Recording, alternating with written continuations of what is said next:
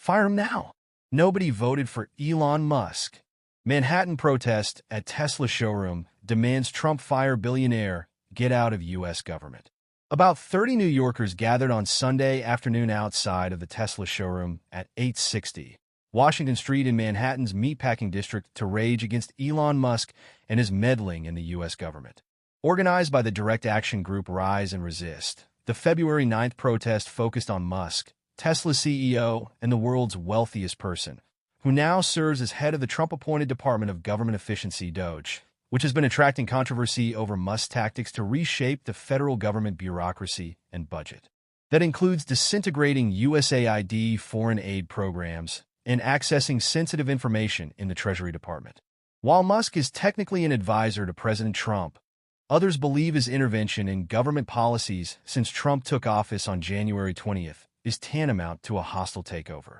This is an administrative coup, said Jamie Bauer, one of the protest organizers, during the protest. We were upset with Musk taking over the government. What better place than to go to his showroom?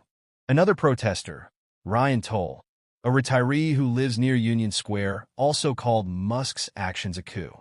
This is about outrage about someone who is not elected wielding so much power, he said.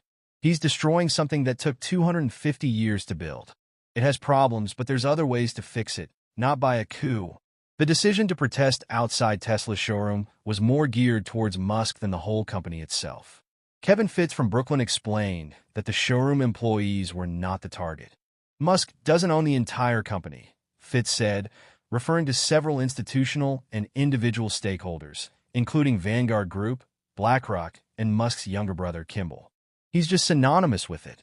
They're calm and collected inside, and I hope it continues. They're not the target of our ire. They just work for Tesla. The protest began at 1 p.m. on February 9th and lasted an hour. Everyone protesting held signs with some reading, "Pull the plug on Musk," or "No dictators in the USA." One man held the U.S. flag upside down, a symbol of distress. Written in chalk on the sidewalk were slogans reading "Boycott Tesla" and "Tesla home of swastikar," an apparent reference to Musk flashing the Nazi salute in an inaugural event on January 20th in Washington, D.C. Bauer explained that part of the protest was to encourage others not to buy anything from Tesla. "We want Tesla to be boycotted," they said. "There are other EVs out there that are safer." Some passerby either glanced at the protesters or watched them as they walked by. A handful were spotted with their phones out. One woman driving by beeped her horn in support. At the start of the second half hour, the protesters decided to go into the showroom. Nearly all 30 of them entered and marched around the room, holding up their signs and chanting their slogans. The employees stayed in the back with a wire roping off their section from the showroom. Two were making phone calls while watching the protesters carefully. No damage was done to the cars on display, though some left their signs on the hoods or trunks before marching out. A few minutes later, 6 police officers showed up and began circling the group of protesters. The showroom employees were seen examining the cars before locking their doors and grabbing all the signs left behind. No one was arrested or reprimanded. The protest ended at 2 p.m. Bauer indicated that there would be another protest in the near future, and other protesters seemed eager to continue rallying against Musk.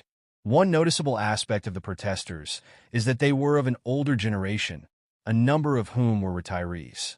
When asked why this was, Bauer and others had different explanations. "You don't fight coups on social media," Bauer says.